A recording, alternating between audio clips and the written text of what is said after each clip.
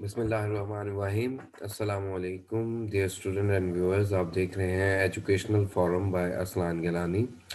जैसे कि 29 नवंबर को एमडी कैट का पेपर होने जा रहा है। बच्चों की तैयारी ज़ोरों शोर पे है, लेकिन इस वक्त बच्चे कंफ्यूज हैं कि इतनी तैयारी करने के बाद उन्हें ये समझ नहीं आ रहा कि हमारी अब तैयारी मुकम्मल हो गई है कि नहीं हो गई। तो उसमें मैं ये सजेस्ट कर रहा हूँ कि आप लोग जो ही अपनी तैयारी कंप्लीट कर लें, तो आप ये ज़रूर करें कि एक दफ़ा पास पेपर को सॉल्व कर लें।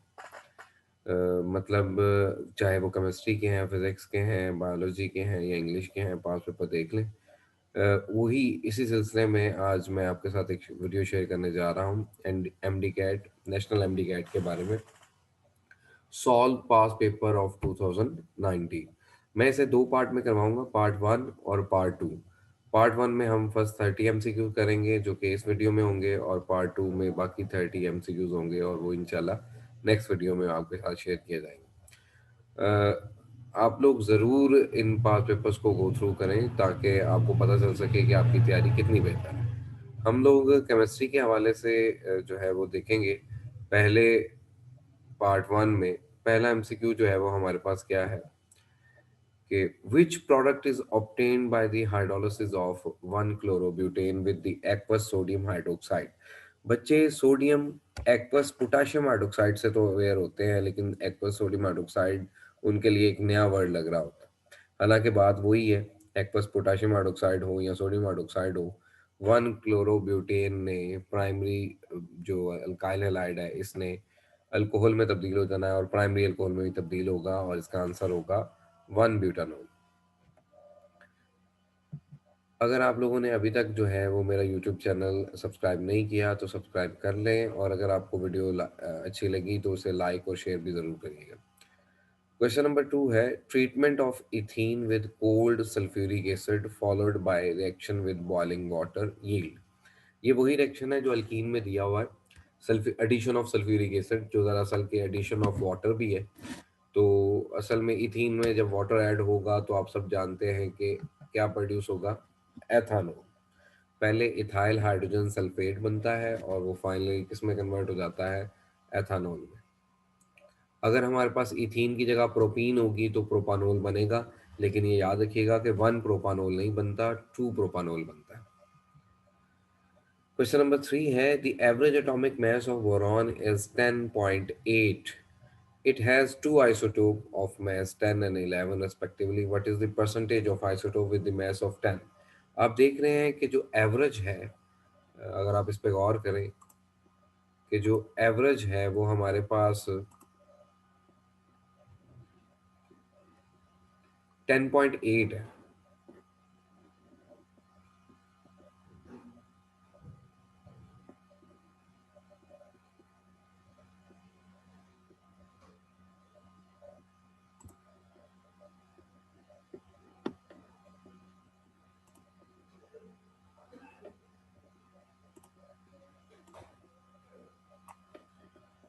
एवरेज 10.8 है, और जो दो आइसोटोप है वो एक 10 है और एक 11 वाला है। जो एवरेज होती है वो जिसके जितने करीब होती है, जैसे 11 वाले के ज़्यादा करीब है तो 11 वाले की परसेंटेज अबंडेंस ज़्यादा होगी और 10 वाले की परसेंटेज अबंडेंस कम होगी। कम का मतलब है 50% से तो कम होगी। अब 50% से कम, यहाँ पे एक ही आंसर है, वो है अल्फ़ा। तो हमारा जो आंसर होगा वो आप देख सकते हैं कि इसमें अगर हम आंसर को देखें तो वो क्या होगा, 20%। यानी इट्स मीन के जितनी एवरेज जो है वो जिस आइसोटोप के करीब होगी, अगर वो 11 वाले का पूछ लेता तो आपने ये करना था कि उसकी परसेंटेज कम अज कम जो है वो 50% से ऊपर होगी, वो ज़्यादा होगी। क्वेश्चन नंबर थ्री के बाद क्वेश्चन नंबर फोर है। इसमें आप ये देखो कि जो है वो स्टेटमेंट क्या है, in contact process the substance which substance adequate quantity of water is added to convert it into sulfuric acid।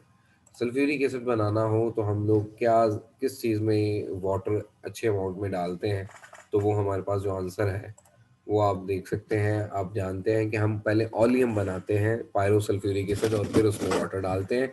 SO3 में वाटर ऐड नहीं किया जाता।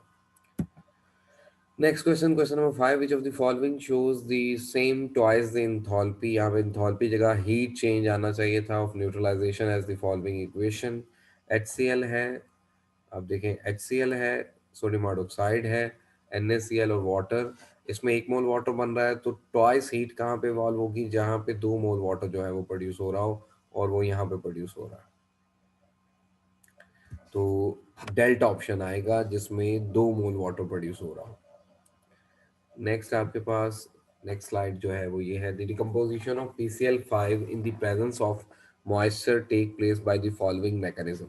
आप देखें इसमें स्लो स्टेप भी दिया हुआ है, फास्ट स्टेप भी दिया हुआ है। The rate of equation for this reaction will be, सबको पता है कि रेट डिटर्मिनिंग स्टेप जो होता है वो स्लोएस्ट स्टेप होता है, और उस स्टेप के मुताबिक आपको पास PCl की पावर 1 आनी है और वाटर की पावर भी 1 आनी है, जो कि आपके पास क्या ऑप्शन सही बन रहा है, alpha.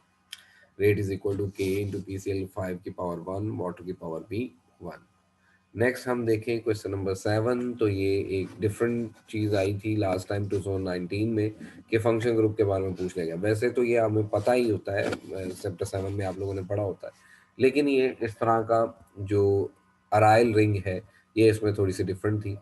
The name of the function group in the following compound XR। ये एक कंपाउंड है, इसमें आप लोगों ने ये बताना था कि कौन कौन से जो हैं वो फंक्शन ग्रुप मौजूद है। अब आप देखें इसमें एक तो ये वाला ग्रुप मौजूद है, इसे हम लोग कहेंगे नाइट्राइल ग्रुप। एक आप लोगों के पास ये वाला ग्रुप मौजूद है,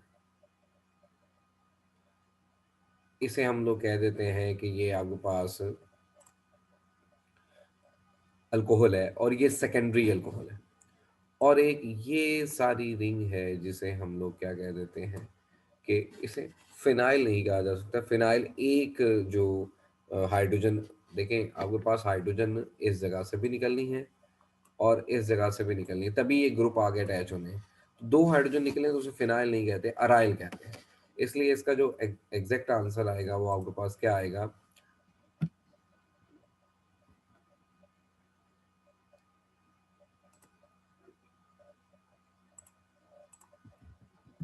इसका जो एग्जैक्ट आंसर आएगा वो आपके पास ये आएगा कि हमारे पास 3 चीज़ें हैं। सेकेंडरी अल्कोहल है, ठीक है जी, जैसे ये है सेकेंडरी अल्कोहल।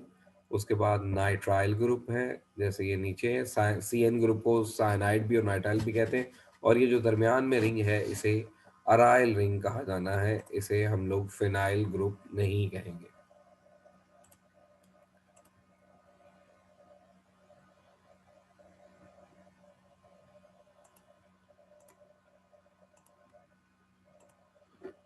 नेक्स्ट आप देखिएगा, इसके बाद हमारे पास इससे अगला जो टॉपिक है वो है,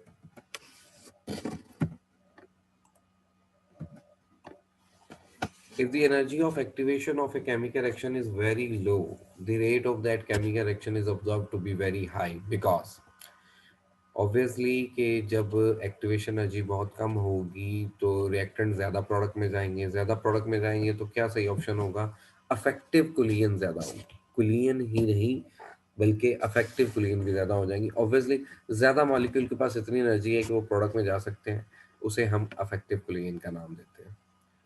नेक्स्ट देखिएगा, which of the following molecule will give a secondary alcohol bye reacting with sodium borohydride.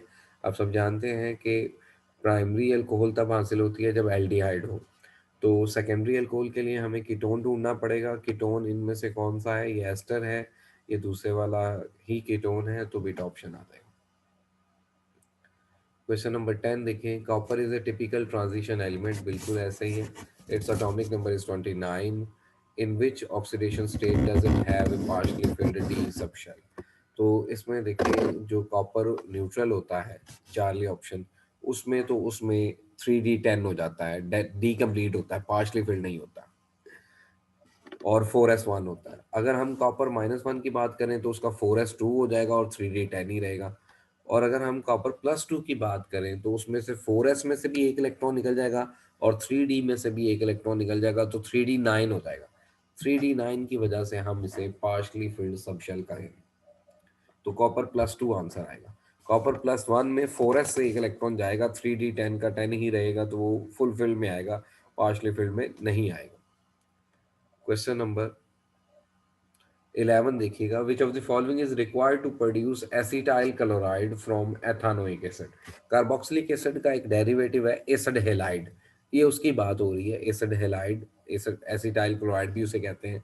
वो बनाना हो तो हम किसके साथ एक्ट करवाएंगे? POCl3 के साथ, HCl के साथ, PCl5 के साथ, या मिथाइल क्लोराइड के साथ। तो आंसर PCl5 है या थायोनाइल क्लोराइड है, या PCl3 भी यूज होता है, लेकिन POCl3 वगैरह यूज नहीं होता। अगला क्वेश्चन देखेंगे, the given diagram shows the enthalpy change during a chemical reaction it represent. इस डायग्राम में आपको नजर आ रहा है, अगर आप इसे देखें गौर से, कि हमारे पास रिएक्टेंट की इंथैल्पी या एनर्जी ऊपर है और प्रोडक्ट लो एनर्जी का है। हम ये भी कह सकते हैं इसे, रिएक्टेंट हाई एनर्जी का है और प्रोडक्ट लो एनर्जी का है। अब आप सबको पता है कि जब high energy species low energy species में कन्वर्ट होती है तो ये एक एक्सोथर्मिक एक्शन होता है या एंडोथर्मिक एक्शन होता है? ये एक एक्सोथर्मिक एक्शन होता है। हाई एनर्जी स्पीशी जब लो एनर्जी स्पीशी में कन्वर्ट होगी तो अपनी एक्स्ट्रा एनर्जी को हीट की फॉर्म में रिलीज कर देगी, इसलिए ये एक एक्सोथर्मिक एक्शन होगा। अगर इससे उलट दिया जाता तो फिर वो आपके पास एक एंडोथर्मिक एक्शन होना था। Ionisation energy decreases down the group from top to bottom due to. Ionisation energy decrease करती है, क्यों करती है? इसकी रीजन क्या है जी? Increase in shielding effect. जब डाउन द ग्रुप जाते हैं तो आयनाइजेशन कम हो जाती है, आयनाइजेशन एनर्जी, आयनाइजेशन पोटेंशियल कम हो जाता है, क्योंकि उसमें शील्डिंग इफेक्ट में इजाफा हो जाता है, एटॉमिक साइज में इजाफा हो जाता है, इसलिए वो इंक्रीज कर जाती है। क्वेश्चन नंबर 14 देखें, free nitrogen and oxygen are present in atmosphere but they do not react with each other under normal condition. आम हालात में नाइट्रोजन और ऑक्सीजन नहीं मिलती, एक दूसरे के साथ एक्ट नहीं करती। अगर ऐसा होता तो ऑक्सीजन सारी खत्म हो जाती और हमें सांस ना आता, लेकिन ऐसा नहीं है, हमें सांस आ रहा है, ऑक्सीजन खत्म नहीं हो रही। उसकी क्या वजह है? उसकी एक ही वजह है कि नाइट्रोजन इज हाईली इनएक्टिव। लेकिन मैं आपको ये बता दूं कि ये जो नाइट्रोजन इनएक्टिव है ये रूम टेम्परेचर पे है, जब 25 डिग्री सेंटीग्रेड है। आपको अगर MCQ आए कि नाइट्रोजन इज इनर्ट एट, तो आपने रूम टेम्परेचर क्लिक करना है। हाई टेम्परेचर पे नाइट्रोजन इनर्ट नहीं होती, हाँ नोबल गैसेस हीलियम नियॉन वगैरह जो है वो इनर्ट होती। फिर नेक्स्ट देखिएगा, which of the following benzene shows maximum reactivity in electrophilic substitution reaction. तो कोई भी रिएक्शन है, चाहे नाइट्रेशन है, सल्फोनेशन है, हेलोजिनेशन है, कोई भी रिएक्शन है, तो उसमें इनमें से बेंजोइक एसिड, बेंजल्डिहाइड, नाइट्रोबेंजीन और मिथाइल बेंजीन में से मिथाइल बेंजीन ज़्यादा रिएक्टिव होगी। बच्चों का ये अक्सर क्वेश्चन रहता है कि सर ये रिएक्टिविटी का ऑर्डर लिखवा दें, रिएक्टिविटी हमें समझ नहीं आ रही, रिएक्टिविटी किसकी ज़्यादा है, सबका बता दें। तो उसमें मैं आपको ये थोड़ा-सा आपके साथ ये स्क्रीन शेयर कर रहा हूँ कि आप लोग ये ज़रूर देखिएगा। ये देखिए, ये पूरी एक लिस्ट है, आप चाहें तो इसका स्क्रीनशॉट ले सकते हैं कि सबसे पहले NH2 amino benzene. Amino benzene जो होगा ये स्ट्रांगली एक्टिवेटिंग ग्रुप है, स्ट्रांगली एक्टिवेटिंग। इट्स मीन के सबसे ज़्यादा एक्टिविटी अमाइनो बेंजीन की होगी। फिर उसका अल्काइल डेरिवेटिव है, वो उससे कम है रिएक्टिव। उसका डाई अल्काइल डेरिवेटिव उससे कम है। उसके बाद फिनोल की रिएक्टिविटी आती है। फिर OR, यानी इसे एनिसोल बोलते हैं, बेंजीन के ऊपर OR ग्रुप हो, फिर ये एक अमाइड ग्रुप की, फिर एस्टर ग्रुप की, फिर अल्काइल ग्रुप की, फिर अराइल ग्रुप की, फिर विनाइल ग्रुप की। ये आहिस्ता आहिस्ता स्ट्रांगली एक्टिवेटिंग से मॉडरेटली एक्टिवेटिंग और फिर वीकली एक्टिवेटिंग की तरफ चले जाते हैं। उसके बाद हैलोजन आ जाते हैं जो वीकली डीएक्टिवेटिंग की तरफ चले जाते हैं। फिर मॉडरेटली डीएक्टिवेटिंग और स्ट्रांगली डीएक्टिवेटिंग है। स्ट्रांगली डीएक्टिवेटिंग में सबसे एंड पे जो है वो नाइट्रो ग्रुप है। इसलिए ये ऑप्शन जब आए तो आपने याद रखना है, अगर चार ऑप्शन दिए हों, एक दिया हो आपके पास हेलो बेंजीन, एक बेंजल्डिहाइड, बेंजोइक एसिड और नाइट्रो बेंजीन, तो सबसे ज्यादा जो लीस्ट रिएक्टिव है वो नाइट्रो बेंजीन। रिएक्टिविटी ऊपर जाते हुए बढ़ रही है और नीचे जाते हुए रिएक्टिविटी कम हो रही है। इस पिक को आप बहुत अच्छे से इस्तेमाल कर सकते हैं, ये आपकी लाइफ को आसान बना देगा इस हवाले से। तो अब हम आगे चलते हैं। नेक्स्ट हमारे पास क्वेश्चन नंबर 15 के बाद क्वेश्चन नंबर 16 जो है वो है, विच of the following process use for the production of alcohol on industrial scale. Industrial scale पे अल्कोहल को बनाने के लिए कौन सा मेथड हम इस्तेमाल कर सकते हैं? हाइड्रोजिनेशन ऑफ अल्कीन, इससे तो अल्केन बनेगा। हाइड्रोक्सिलेशन ऑफ अल्कीन, इससे ग्लाइकोल बनेगा। हाइड्रोहेलोजिनेशन ऑफ अल्कीन, इससे अल्काइलाइड बनेगा। Hydration of alkyne, hydration of alkyne will be the actual answer. Hydration of alkyne से अल्कोहल ही बनती है। क्वेश्चन नंबर 17 देखिएगा हमारे पास, 10 pH ऑफ 10 की power -2 molar solution of NaOH। अब ये बेस है। सबसे पहली बात ये याद रखिएगा कि इसका जवाब कभी भी 7 से कम नहीं आएगा, 7 से ऊपर ही आएगा। फिर उसके बाद चूंकि ये बेस है तो इसकी पीएच नहीं निकलेगी, पहले पीओएच निकलेगी। पीओएच बराबर है minus log of O H I, और वो 10 की पावर -2 है, तो यहाँ पे जवाब POH2 आएगा। जब POH2 है तो पीएच ऑब्वियसली 12 होगी, तो आंसर अल्फा है। फिर नेक्स्ट सेक्शन है, इन दी रिएक्शन सीक्वेंस आपके पास एक है प्रोपाइल 1 ब्रोमो प्रोपेन या प्रोपाइल ब्रोमाइड, उसको अल्कोहलिक KOH के साथ रिएक्ट करवाया तो सी बना है। सी कुछ बनेगा, उसके बाद उसमें सल्फ्यूरिक एसिड और वाटर डालेंगे तो डी बनेगा। प्रोडक्ट डी हम लोगों ने ढूंढना है। अब जो 1 ब्रोमो प्रोपेन है इसमें अल्कोहलिक KOH डालेंगे तो E1 रिएक्शन होगा, E1 E2 रिएक्शन होगा, एलिमिनेशन। बेसिकली E2 रिएक्शन होगा सिंगल स्टेप में, और इससे एलिमिनेशन के बाद डीहाइड्रोहेलोजिनेशन के बाद सी जो बनेगा वो अल्कीन बन जाएगी, प्रोपीन। और मैं पीछे आपको बता चुका हूँ कि जब इथीन वाला रिएक्शन आया था कि अगर प्रोपीन हुई तो सल्फ्यूरिक एसिड और वाटर की मौजूदगी में प्रोपानोल बनेगा, पर वो 1 प्रोपानोल होगा कि 2 प्रोपानोल होगा, दैट विल बी 2 प्रोपानोल, क्योंकि यहाँ पे मार्कोनी का रूल अप्लाई होगा। नेक्स्ट क्वेश्चन है, what is the measure of activation energy in an endothermic reaction. एक एक्टिवेशन एनर्जी के बारे में क्या ख्याल है आपका एंडोथर्मिक प्रोसेस में? तो उसका आंसर होगा, the energy of activation for forward action is greater than backward action. ये याद रखिएगा स्टूडेंट हमेशा, कि चाहे आपको एक्सोथर्मिक एक्शन दिया हो चाहे एंडो दिया हो, अगर कोई रिएक्शन फॉरवर्ड में एंडो है तो रिवर्स में एक्सो होगा। उसकी एंडो वाली साइड की एनर्जी ज़्यादा होगी फॉरवर्ड की, और रिवर्स की कम होगी। अगर कोई एक्सोथर्मिक एक्शन है तो वो फॉरवर्ड में एक्सो है, रिवर्स में फिर वो एंडो होगा, तो उसकी रिवर्स की बैकवर्ड की एनर्जी जो है वो ज़्यादा होगी। हमेशा रिवर्सिबल एक्शन में एंडो साइड वाली, चाहे वो फॉरवर्ड है चाहे वो बैकवर्ड है, उसकी एनर्जी, एक्टिवेशन एनर्जी ज़्यादा होती है। क्वेश्चन 20 देखिएगा, malic acid and fumaric acid ये दोनों बने हुए हैं आपके सामने। इनका फॉर्मूला देख लें, C4H4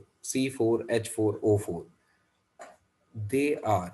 आप इसे गौर से देखिएगा तो इनमें बाकी सब कुछ सेम है, सिर्फ ये जो दो कार्बोक्सिलिक एसिड ग्रुप हैं, मैलिक एसिड में ये सिस फॉर्म में है, और फ्यूमेरिक एसिड में ये दोनों एक दूसरे से ऑपोजिट हैं, यानी ये ट्रांस फॉर्म में है। तो ये एक दूसरे के कौन से आइसोमर हुए? ये एक दूसरे के बेसिकली सिस और ट्रांस आइसोमर होंगे। Delta option. नेक्स्ट देखें question number 21, alkyne. Alkyne undergo, मैंने इसके ऊपर एक वीडियो भी बनाई थी, बच्चों ने देखी भी काफ़ी ज़्यादा, और आज जिन्होंने नहीं देखी वो दोबारा देख सकते हैं। छोटी सी वीडियो है लेकिन उसमें काफ़ी ज़्यादा बातें ये बताई हुई हैं। जैसे अल्कीन, आपको मॉलिक्यूल का पता चलता ही ये पता चलता है कि इसका रिएक्शन कौन सा होता है जनरल। जो रिएक्शन उसका होगा, जैसे इसका रिएक्शन होता है आपके पास इलेक्ट्रोफिलिक एडिशन रिएक्शन। अब अल्कीन जितने भी रिएक्शन देगी वो इलेक्ट्रोफिलिक एडिशन रिएक्शन देगी। एल्डिहाइड कौन से देंगे, बेंजीन कौन से देंगे, ये सारा मैंने उस वीडियो में बात की हुई है। The reaction, different reaction given by organic compounds, इस नाम से वो वीडियो आपके पास मौजूद है। नेक्स्ट देखिएगा, नाइट्राइल साइनाइड या नाइट्राइल एक ही बात है। On hydrolysis in the presence of mineral acid produce alkyl nitrile या सिंपल नाइट्राइल, बिल आखिर जो है वो किस में कन्वर्ट हो जाते हैं? कार्बोक्सिलिक एसिड में। लेकिन कई दफ़ा एग्जामिनर इसका इंटरमीडिएट पूछ लेता है, तो जो नाइट्राइल होते हैं वो कार्बोक्सिलिक एसिड में तब्दील होते हुए रास्ते में अमाइड से गुजरते हैं। Acid amide will be the intermediate in this reaction, and the final product is carboxylic acid. The next one is 23. The Ka value of HCl, acetic acid, HF, and sulfuric acid are given.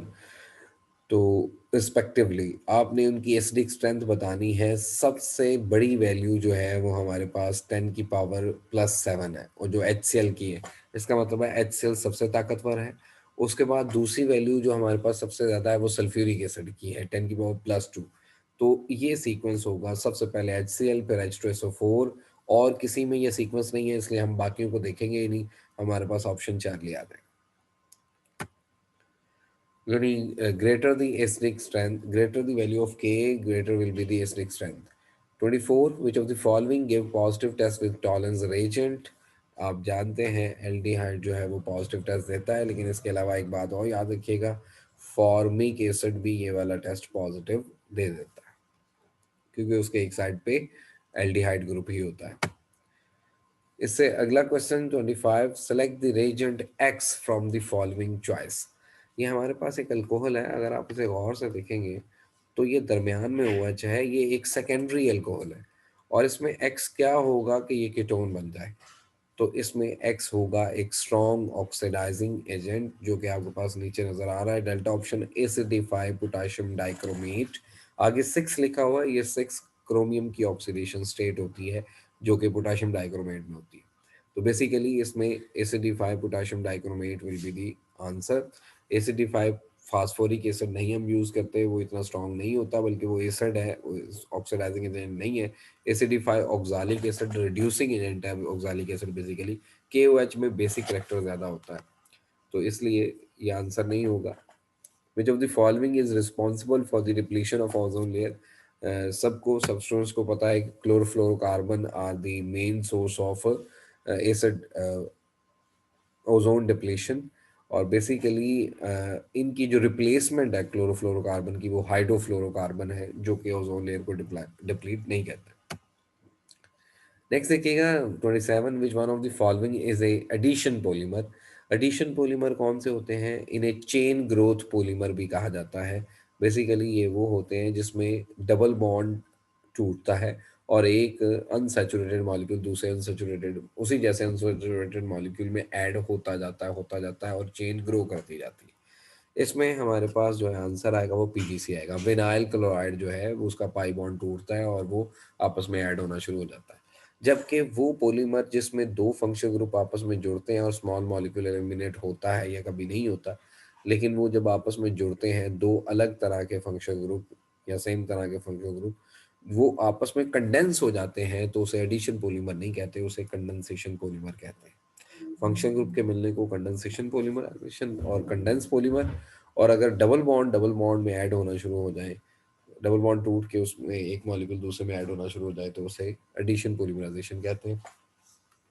PVC हो गया, PVA हो गया, polystyrene हो गया, ये सारे addition polymer. Next 27 के बाद 28 है, ketone can be made by the oxidation of.